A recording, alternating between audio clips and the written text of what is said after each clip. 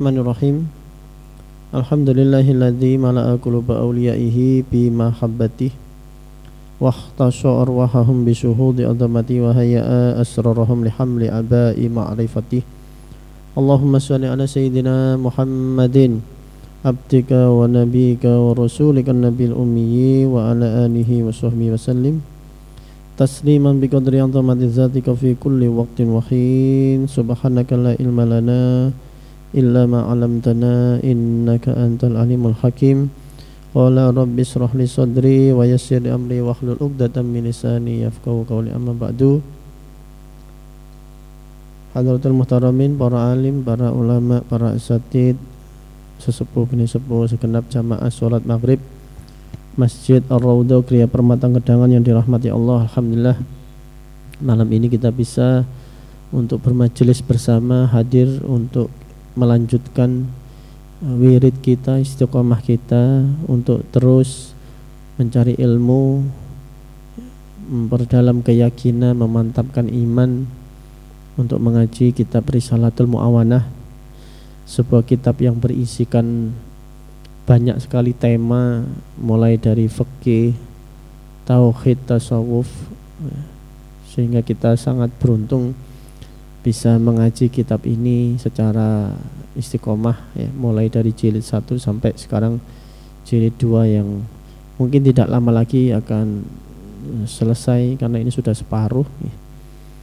Mudah-mudahan kita terus diberikan istiqomah, tumakninah, dan apa yang kita dapatkan dari kitab ini membawa dampak yang positif, yang barokah dalam kehidupan kita di dunia dan akhirat. Amin Allahumma amin. InsyaAllah kita akan lanjutkan ini di halaman 391. Bismillahirrahmanirrahim. Qala al-mu'allif rahimahullah ta'ala wa nafa'na bihi wa bi ulumihi fid dharaini amin. Rabbi yassir wa'in. Wa 'alaika bizabbi an dima'il muslimin wa a'radihim wa amwalihim. Hati-hatilah, takutlah untuk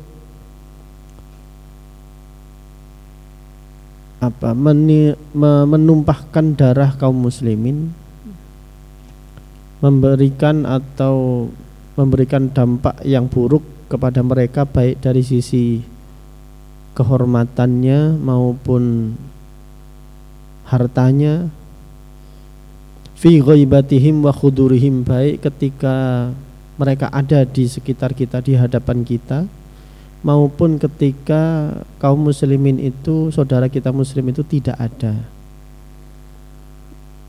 Kama tadzubbu an nafsika fi dzalika, seperti halnya juga kita ingin diperlakukan seperti itu.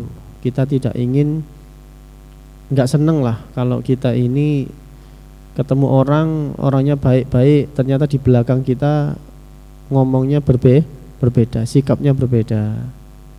Nah sama, kita juga begitu. Kalau ketemu orang atau bersikap kepada orang lain itu hendaklah sama. Di hadapannya baik, hormat, tapi di belakangnya juga sama. Kita menjaga kehormatannya. Jangan di depan nginggi bahasa Jawa kromo itu, tapi di belakangnya kita merendahkan, mungkin mencemooh, mengolok-olok dan seterusnya. Fa inna man nasara musliman nasarallahu wa man khadal musliman khadalallah. Maka siapa orang yang menolong kaum muslimin, dia akan ditolong oleh Allah. Wa man khadala musliman khadalahullah, maka orang itu, siapa yang merendahkan kaum muslimin, dia juga akan direndahkan, dihinakan. Jadi ini mengajarkan sejak kemarin temanya itu mencintai sesama umat Islam, sesama kaum mukminin. Kita ini semuanya harus bersikap baik, saling menyayangi, saling menjaga kehormatan, harta dan darah mereka. Karena innamal mu'minun ikhwatun, sesungguhnya orang-orang yang beriman itu ikhwatun, bersaudara. Kita tidak bersaudara secara darah, tapi kita saudara seiman, dan itu lebih penting daripada cuma saudara kandung, saudara sedarah, tapi keimanannya beda. Itu lebih mengenaskan gitu. Dan nanti di akhirat juga tidak ada efeknya, karena seperti halnya Nabi Nuh dan putranya Kan'an itu, kata Allah, fa innahu laisa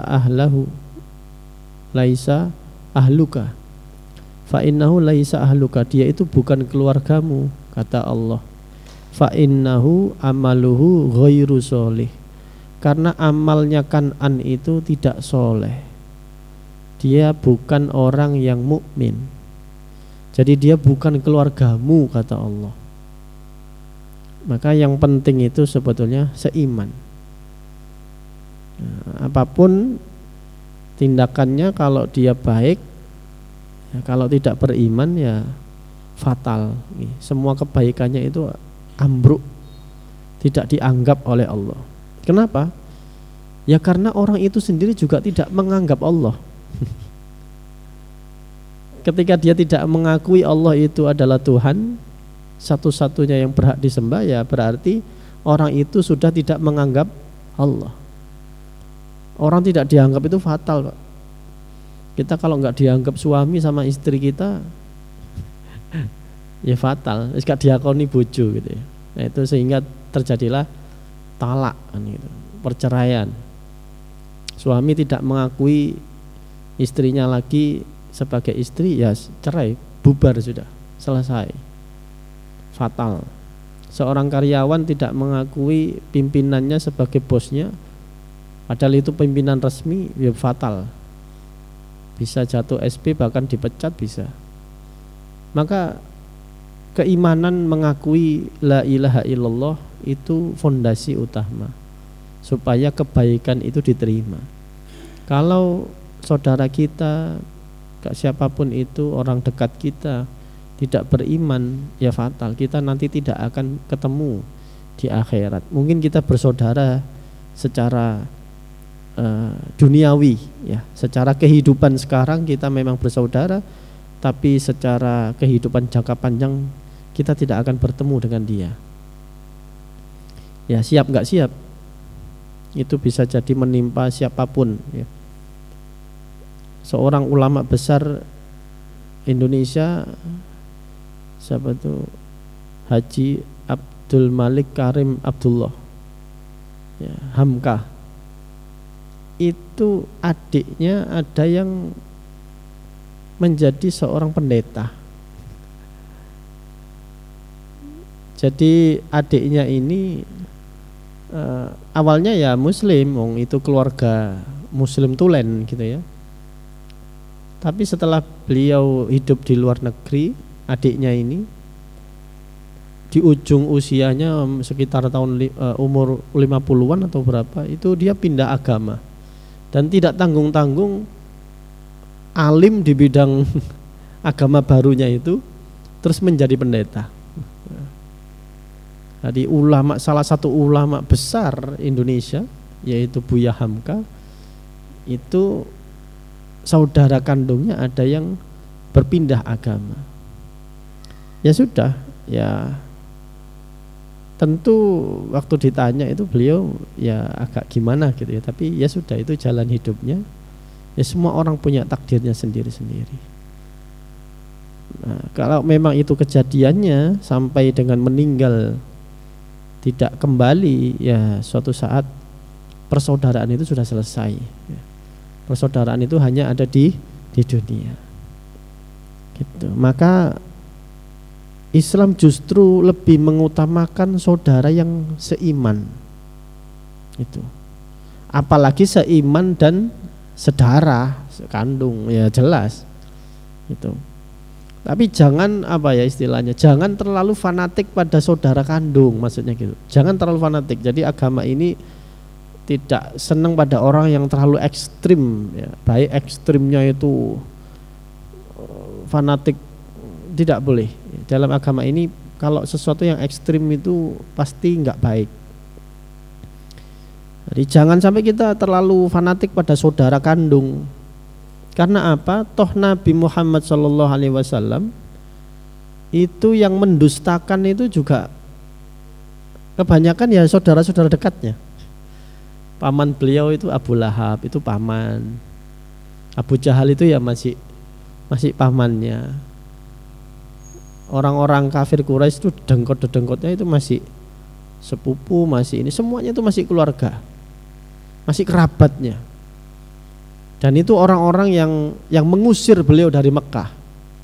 Justru orang Ansor, orang penduduk Yatsrib atau penduduk Madinah asli yang katakanlah tidak punya hubungan kerabat secara dekat, nggak ada hubungan saudara lah, itu justru menerima Rasulullah dan menjadi cikal bakal berkembangnya Islam di seluruh dunia dari titik Yatsrib, bukan dari Mekah.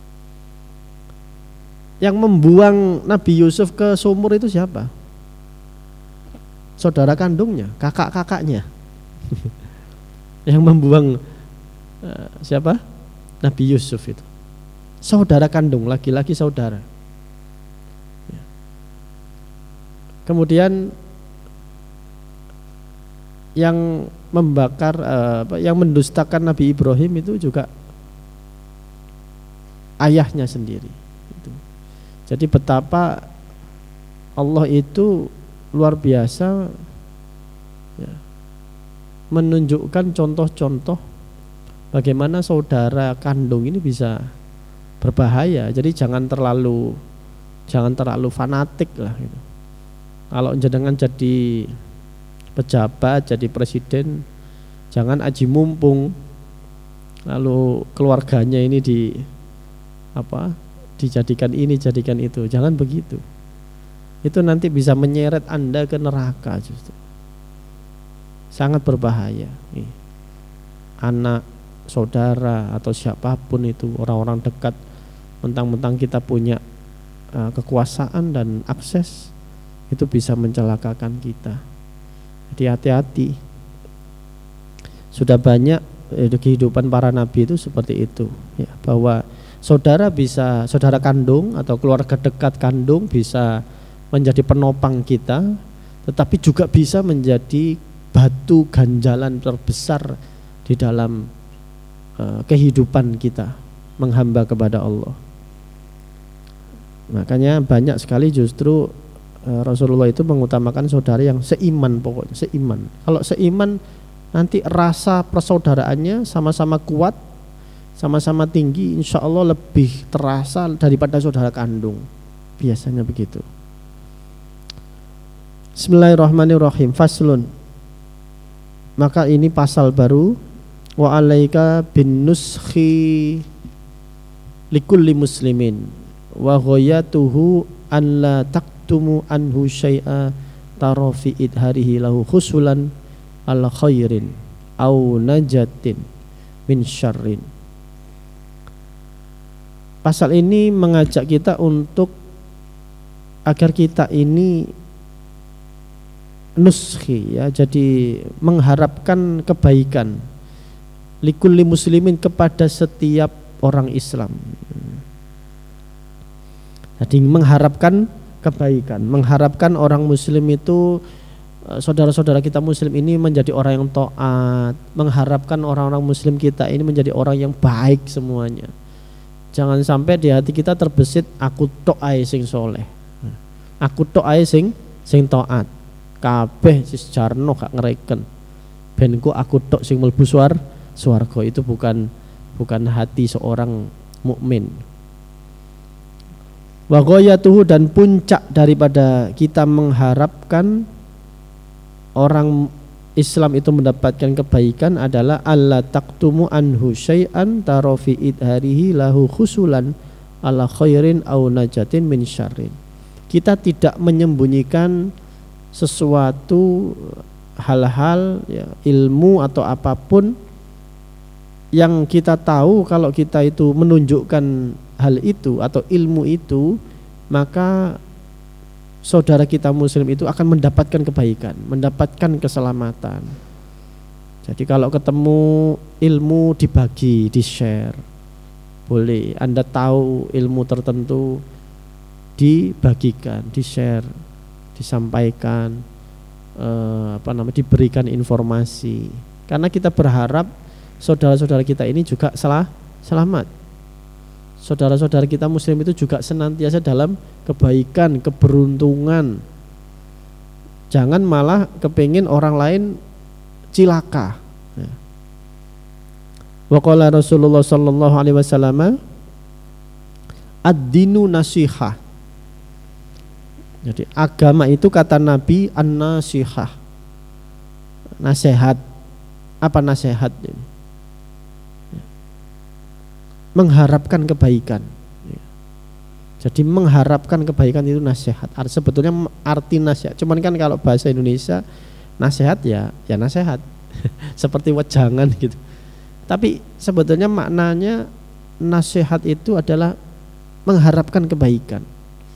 Kalau ada orang tua menasehati anaknya, berarti orang tua itu mengharapkan kebaikan kepada anaknya, mengharapkan anaknya selamat, baik, taat, soleh, solihah itu.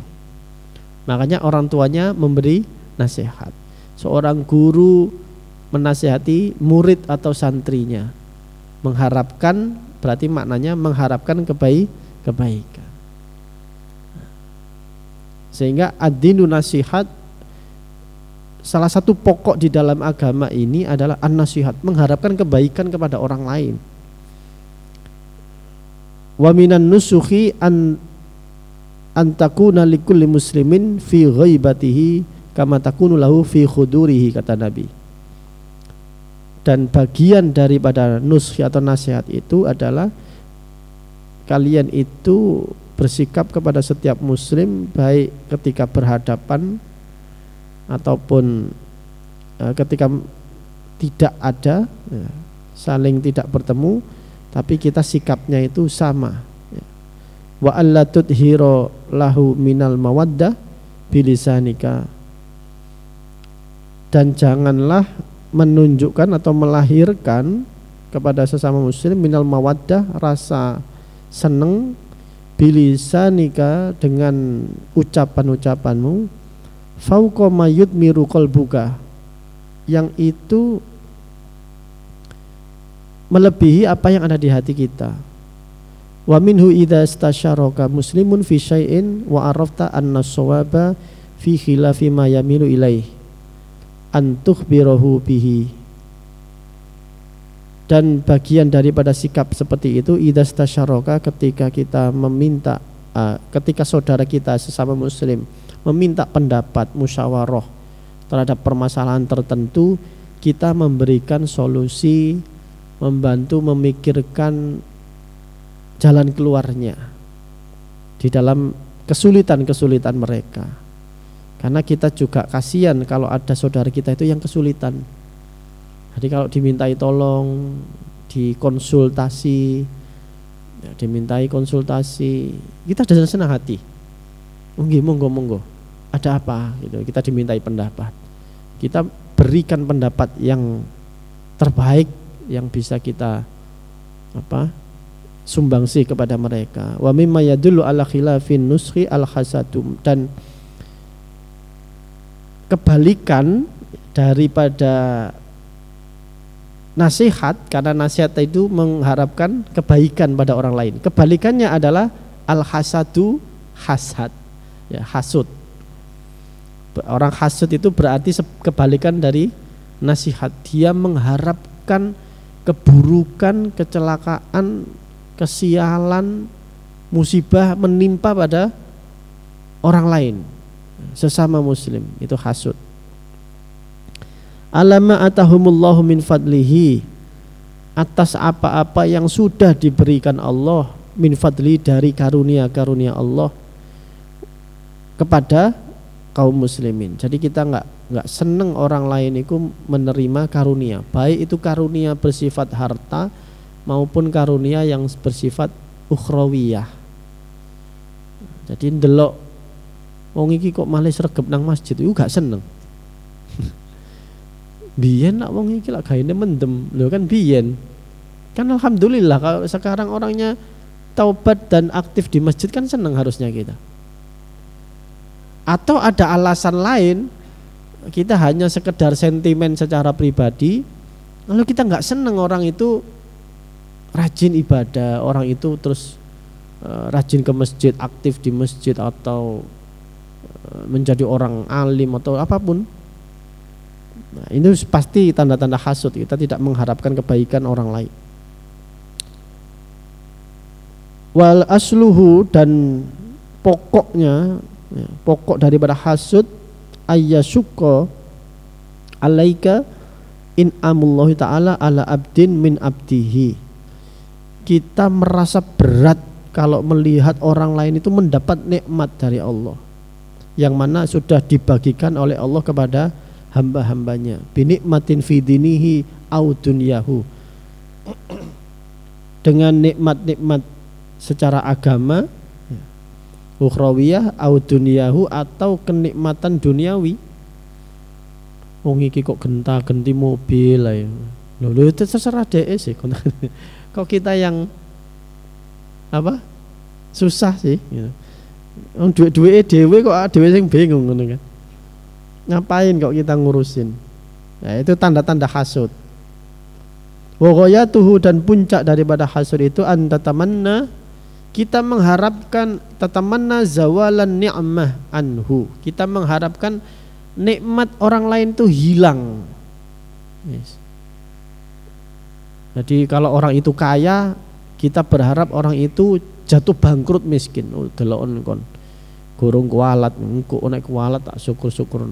Jadi kita berharap mereka kehilangan nikmatnya. Atau apapun, kalau dia karirnya bagus, sedang menjabat, kita berharap dia dipecat atau diturunkan dari jabatannya, didemosi dan seterusnya. Waqad warada annal hasada ya'kulu hasanat kama ta'kulun narul khataba. Sudah jamak kita semua tahu bahwa hasad itu, rasa hasud itu memakan kebaikan-kebaikan kita seperti halnya kayu seperti halnya api itu memakan kayu bakar. Wal hasidu, dan hasud itu mu'taridun. Yang lebih fatal adalah orang hasud itu menolak, menentang Allahi, kepada Allah, fi mulkihi, terhadap kekuasaan Allah, wa tadbirihi, dan pengaturan Allah. Kok malah kon sing ngatur gitu ya. Allah sudah memberikan rezeki pada orang lain, kita kepingin rezeki itu hilang. Loh, Allah sudah bagi. Secara tidak langsung kita ini berarti menentang, tidak setuju dengan pembagian Allah. Wa ka'annahu, dan seolah-olah orang itu yang hasud itu yaqulu bilisani halihi ya Rabbi innaka wada'tan ni'mah fi ghairi maudhi'iha. Seolah-olah dia itu nyalah-nyalahno Gusti Allah. Ya Rabb, wahai Tuhanku, innaka, sesungguhnya engkau panjenengan, wada'ta itu meletakkan atau memberikan nikmat fi ghairi maudhi'iha kepada orang yang tidak tepat. Itu bukan orang yang layak untuk engkau berikan nikmat, seolah-olah begitu. Engkau tidak pas memberikan jabatan pada orang ini, ya Allah. Loh, terserah Allah. Kita juga tidak tahu rahasianya Allah. Kenapa kok memberikan jabatan pada orang itu, kita juga nggak tahu. Kok kita itu sendiri yang menentukan itu baik dan tidak baik, seolah-olah Allah itu keliru. Wah, ini fatal. Ini secara adab tata krama itu fatal. Nganggap Allah salah itu fatal. Nah, orang hasud itu begitu, menganggap Allah itu fatal.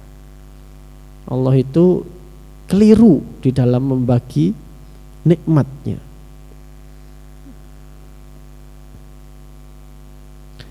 Wala ba'sa bil ghibtah. Nah, akan tetapi tidak masalah kalau kita itu kepingin ya, ketularan. Jadi ghibtah itu iri, tapi iri pada hal yang positif. Beda ini dengan hasud atau iri dengki, biasa beda. Wahia anna ni'matallahi ala abdin min abdihi fatatlubu minhu subhanahu mislaha. Kalau ghibtah itu beda dengan kalau hasud, kita kepingin orang itu hilang hartanya, bangkrut, nah, jabatannya dia didemosi, dipecat atau ditangkap KPK. Jadi mendoakan orang itu celaka. Kalau ghibtah itu kita melihat tetangga kita kaya atau tetangga kita ini ahli ibadah, kita kepingin kayak dia, nah, tanpa mengharapkan hilangnya nikmat tersebut. Enak ya, jadi orang punya uang itu bisa berkali-kali umroh, jadi akhirnya sering ziarah ke Kanjeng Nabi. Saya juga kepingin begitu ya. Itu bagus, itu bukan hasud, itu namanya ghibtah.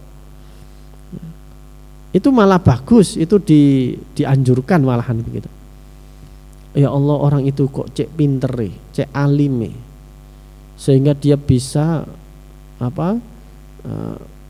bermanfaat untuk orang banyak karena ilmunya yang sedemikian rupa. Misalnya kita melihat siapa ulama Gus Baha atau siapa, sehingga viewernya itu jutaan orang, semuanya menjadi amal jariah, menyebar di mana-mana, sampai-sampai orang yang di tengah lautan, di tengah samudra itu asal ada sinyal internet bisa ngaji kepada Gus Baha misalnya begitu. Dan kita kepingin, insya Allah saya kepingin bisa kayak gitu, saya kepingin anak saya ada yang jadi seperti itu. Itu bagus, itu namanya ghibtah.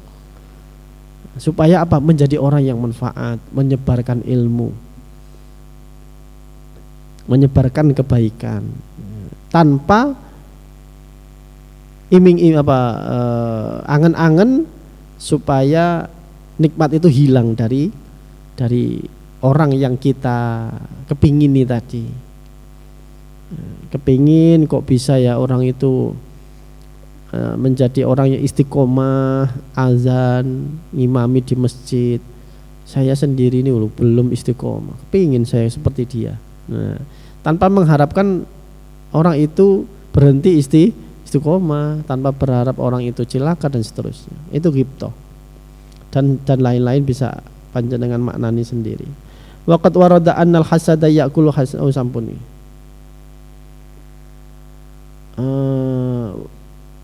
Wa alaika, mohon maaf. Dan hati-hatilah berusahalah idza asna alaika, ketika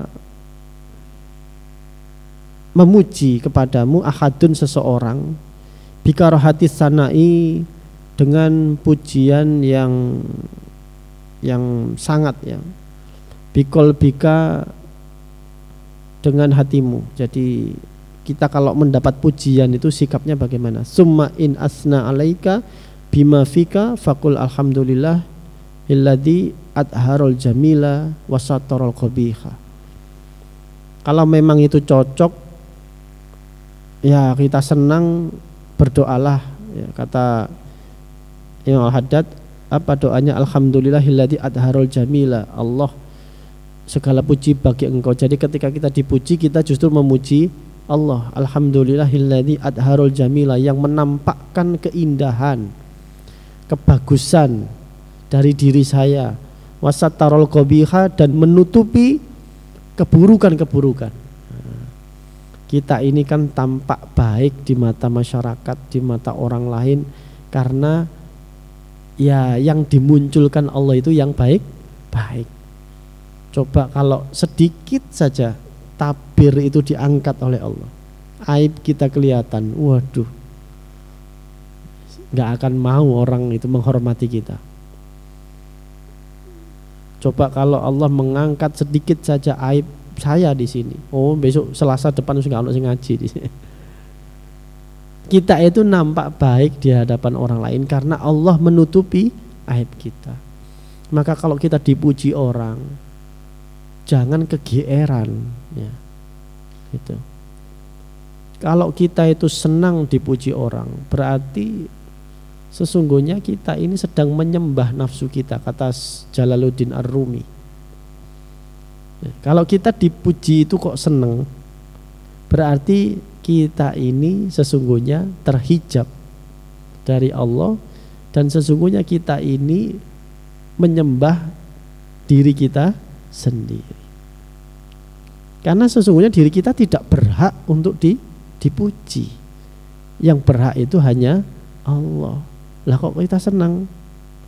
Kan harusnya itu dikembalikan kepada Allah. Kalau orang itu senantiasa hatinya connecting dengan Allah, kalau orang itu hatinya terus terpaut dengan Allah, dia tidak akan melihat pujian-pujian itu cocok bagi dirinya. Sama sekali tidak cocok. Loh, tapi memang saya bekerja keras ya. Kerja keras kita itu karena siapa? Hasil kerja keras kita itu loh kadang-kadang juga bukan karena individu, karena tim, ya. Di dunia ini siapa yang bisa menyelesaikan pekerjaan ataupun persoalan itu sendirian? Enggak ada. Semuanya itu pun kerja tim. Seorang raja itu sukses biasanya itu karena ada menteri-menteri atau wazir-wazir yang hebat-hebat juga. Enggak ada orang sukses sendirian, itu enggak ada. Single fighter enggak ada. Kalaupun dia misal betul-betul single fighter, dia bisa seperti itu karena siapa? Bukankah jasa ibu dan bapaknya? Bukankah jasa gurunya yang membentuk dia menjadi karakter seperti itu juga berjasa? Berarti kan yang hebat itu gurunya. Jadi kalau ada orang kok ngalim banget, orang itu alim, ya karena gurunya siapa? Dia dulu ngaji kemana? Kiainya siapa? Oh, hebat itu. Nah itu, jadi kalau kita ini mencari-cari secara jujur sebetulnya diri kita ini enggak layak untuk dipuji gitu. Kita pinter juga karena orang tua yang mendidik kita, guru-guru yang membimbing kita, begitu kan? Harusnya ya saya ngalim atau saya pinter itu karena kecipratan gitu ya, barokahnya guru-guru, barokahnya masyayikh saya, itu saja. Jadi ben gak kegeeran gitu loh, ben gak merasa bahwa paling gak kan gitu. Sehingga enak kalau kita itu mengembalikan ke guru itu enak ya. Kita gak ada beban apa-apa. Kita hanya ingin menjadi santri yang bermanfaat. Kita hanya ingin menjadi anak yang bakti kepada orang tuanya, selesai. Enggak butuh pujian apa-apa. Pokoknya saya ingin diakui, saya ini anak yang bakti, oleh Allah yang akui, bukan manusia, selesai. Sehingga enak kalau kita mengembalikan ke guru atau orang tua kita, enak malah. Nah, supaya kita nggak kegeeran. Orang-orang itu menghormati saya karena guru-guru saya, karena kiai saya.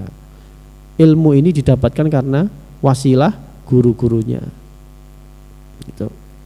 Sehingga dulu ada seorang ulama namanya Syekh Zakaria Al-Ansori, yaitu yang ngarang kitab Fathul Wahab.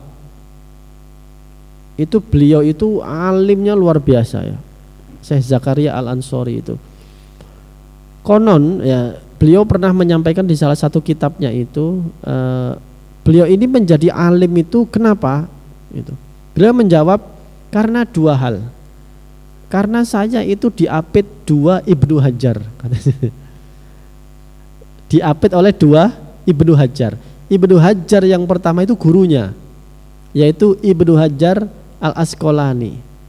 Beliau punya murid santri namanya juga Ibnu Hajar, namanya Ibnu Hajar Al-Haytami. Jadi Zakaria Al-Ansori itu diapit dua Ibnu Hajar yang sama-sama alim.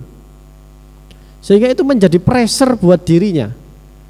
Nah, kalau ada santri berguru kepada kiai yang alim, misalnya saya nih, misalnya saya ngaji ke Gus Baha, itu di pressure sama orang-orang, on rugi ngaji nang Gus Baha tapi gak ngalim, padahal Gus Baha ngalim gitu. Nah ini begitu, Syekh Zakaria Al-Ansori itu di pressure sama masyarakat, kamu tuh berguru kepada Ibnu Hajar Al-Asqalani, rugi kamu kalau nggak ngalim, itu ele-elei jenenge gurumu gitu, harus ngalim. Dia belajar terus. Ternyata dia punya santri alim juga namanya Ibnu Hajar Al-Haytami, di pressure juga oleh masyarakat. Kamu jangan sampai kalah ngalim sama santrimu karena santrimu itu alimnya luar biasa, Ibnu Hajar Al-Haytami, karangan kitabnya banyak juga. Nah, sehingga beliau menyampaikan, saya ini diapit oleh dua Ibnu Hajar yang sama-sama alim, akhirnya harus pressure-nya tinggi. Nah, guru kok kalah ngalim ambek santri ini, kan ya isin loh. Akhirnya pressure-nya dari atas dan dari bawah. Dan itu menjadikan Syekh Zakaria Al-Ansori itu sama sekali nggak merasa alim. Jadi kalau dipuji orang, oh tidak, saya menjadi seperti itu karena pressure dari gurunya dan pressure dari santrinya. Luar biasa. Sehingga nggak pernah merasa alim, terus belajar, terus ngaji, terus mencari ilmu, nggak berhenti. Meskipun sudah menjadi syekh, menjadi gurunya Ibnu Hajar Al-Haytami, beliau terus ngaji, terus cari ilmu, terus mutolaah. Jadi tidak pernah merasa alim, tidak pernah merasa pintar. Nah, kembali lagi itu cara memanajemen atau mengatasi kalau kita itu dipuji orang. Jadi coba lihat dari sisi kita itu, apa hebatnya kita ini. Kita hebat itu ya kadang-kadang karena faktor orang tua, karena faktor guru kita, karena faktor teman-teman kita itu orang hebat gitu ya.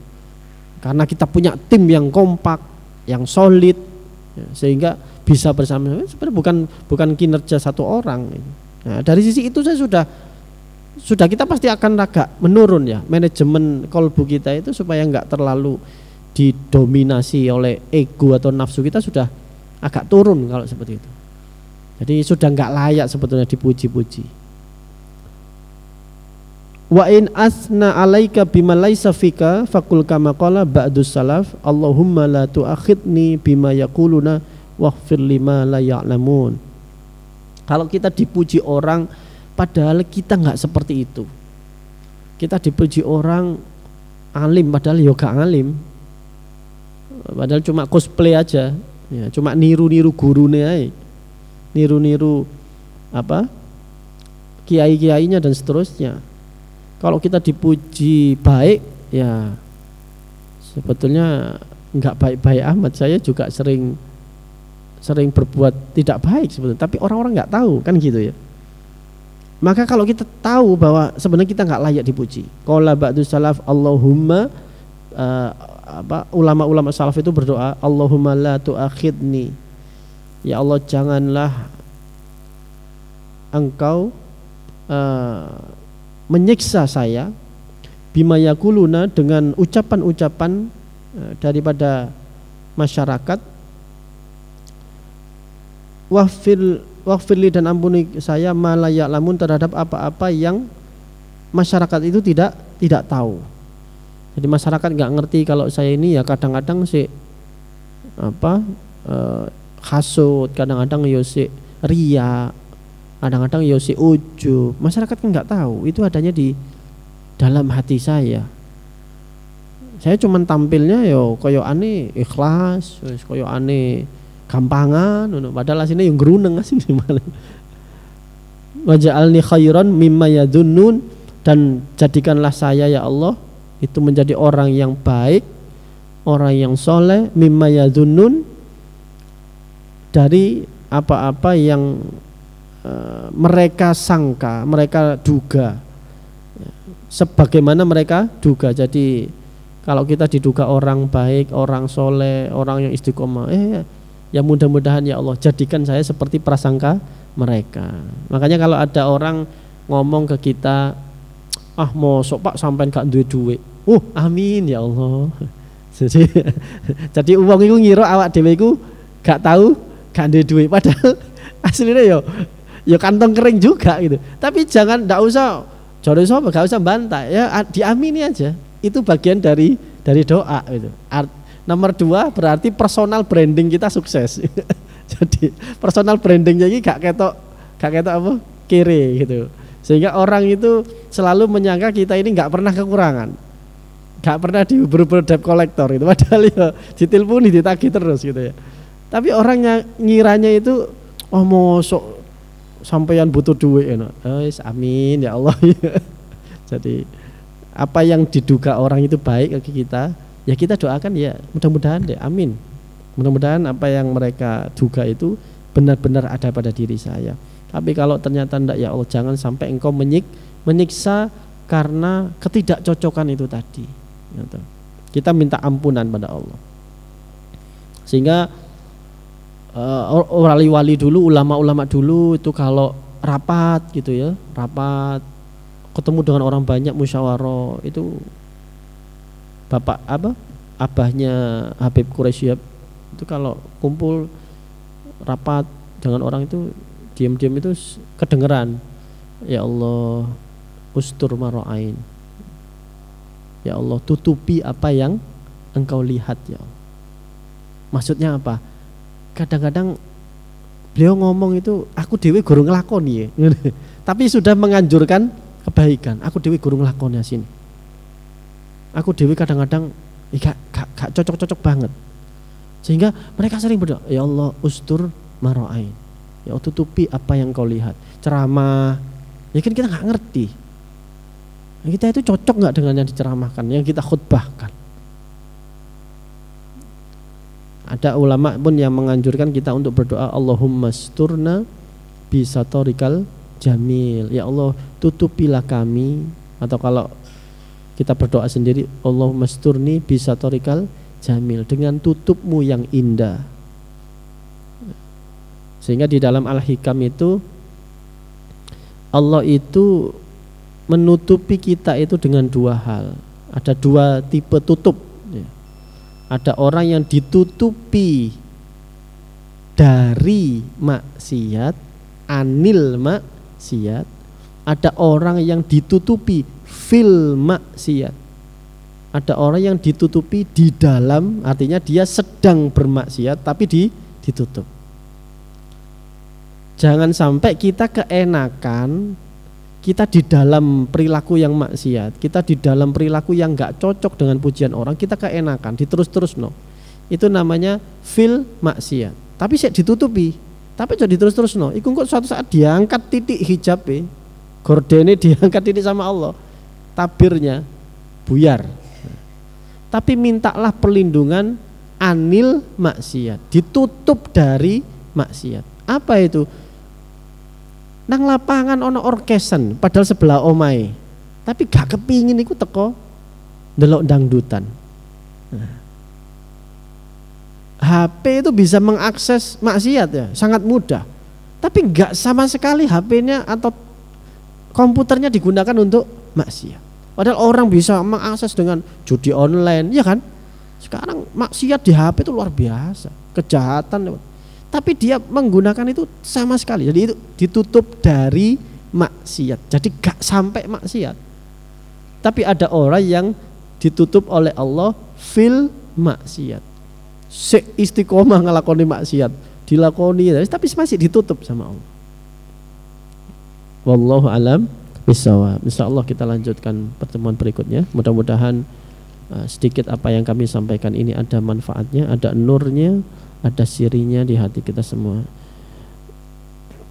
Rabbi fanfa'na bi barakatihim wahdinal husna bi hurmatihim wa amitna fi tariqatihim wa mu'afatin minal fitani. Rabbi fanfa'na bibarakatihim wahdinal husna bi hurmatihim وأمتنا في طريقتهم ومعافاة من الفتن ربي فانفعنا ببركتهم واهدنا الحسنى بحرمتهم وأمتنا في طريقتهم ومعافاة من الفتن. بسم الله الرحمن الرحيم.